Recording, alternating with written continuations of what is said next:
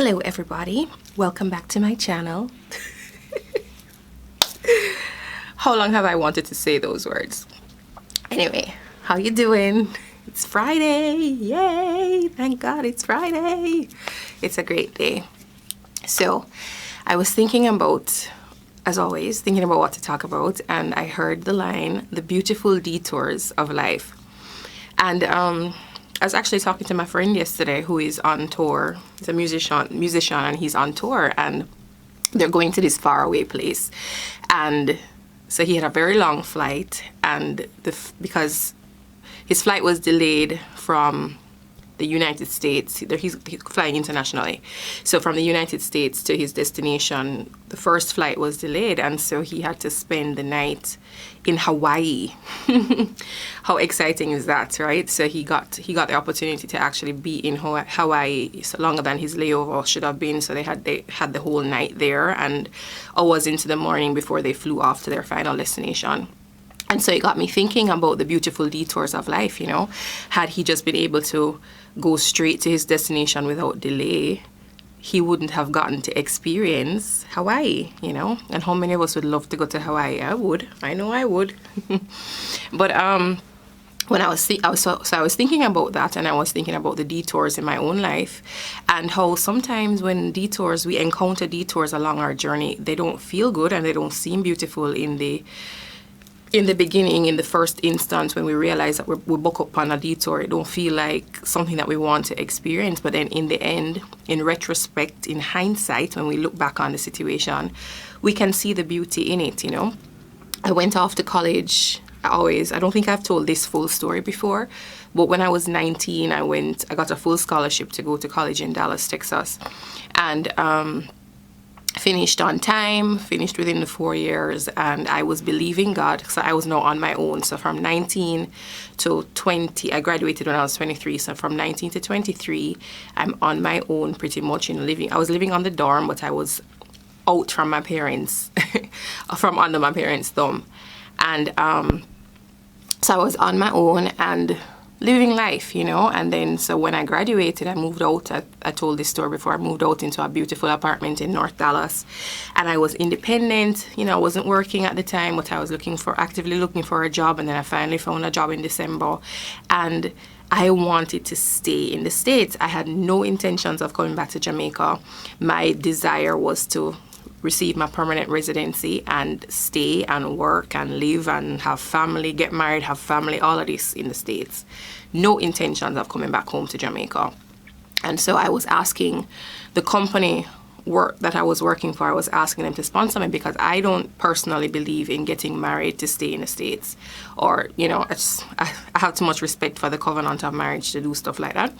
But so I was asking the company I worked for to sponsor me, and it took a little while, a few weeks for them to go back and forth, and finally it came down to the fact that they would not sponsor me.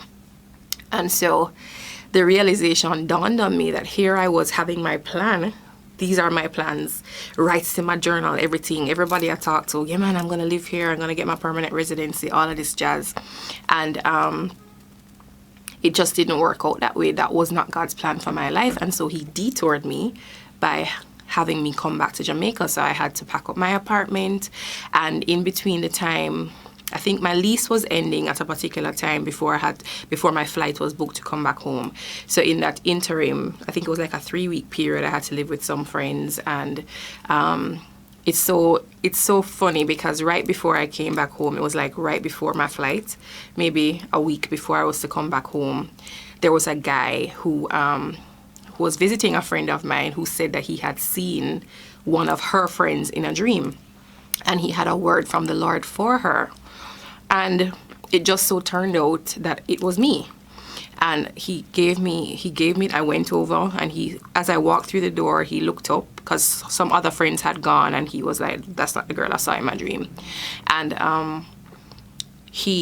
so when I went over now, curious, because I was afraid of the prophetic and that sort of thing at the time, but I was very curious to find out if this person was me. And so as I walked through the door, he looked up, he was reading the Bible, he was in a Bible study with, I think, my friend and her mom. And he looked up at me and he said, that's her. And he gave me a word from the Lord, and that kind of set me apart for my journey back home. And he gave me some instructions, and he gave me a word from God that I have seen come to pass. But anyway, so my detour led me back home to Jamaica. And at first, I was so upset that I had to come back home, because now I had to live with my parents at first, and I didn't want to go back to having to be so dependent on them and living with them. I wanted to be on my own. I wanted my freedom and my independence. But it was a season where I had to be here. And, you know, God led me back home against my will. And so at first I was very rebellious, and just my heart was far from him. And I just said, you know, you have not done what I want you to do, so I'm not going to live for you anymore. Anyway, had almost a near-death experience that kind of brought me back into focus and brought me back to what I should be doing with, you know, how I should be living my life. And it has been now, that was 2005 when I moved home, and we're now in 2019, so it's been 14 years since I've been home. And I can tell you that my being home has been the most beautiful thing, and so full of purpose. And I have seen God's reasonings and I've grown by leaps and bounds, and I have made some solid friendships in the time that I've been home, you know. And I could never, I mean, of course, I'm not living in the States, so I wouldn't have known what my life would have been. But I know that for a fact, if I had forced myself to stay, or if I had tried to stay there illegally, or, you know, gone against what God had for my life would be totally different.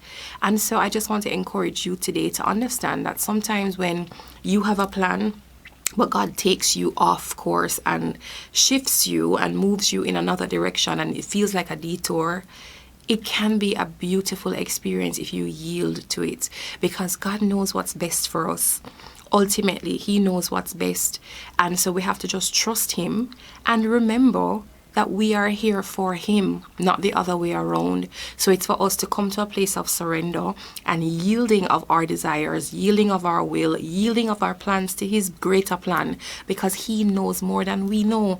We only see through the glass dimly. We only have a piece of the puzzle, but he has the big picture, and he knows why he's detouring you, and it's going to be beautiful in its time. So be encouraged. Have a great weekend. Love you guys. Bye.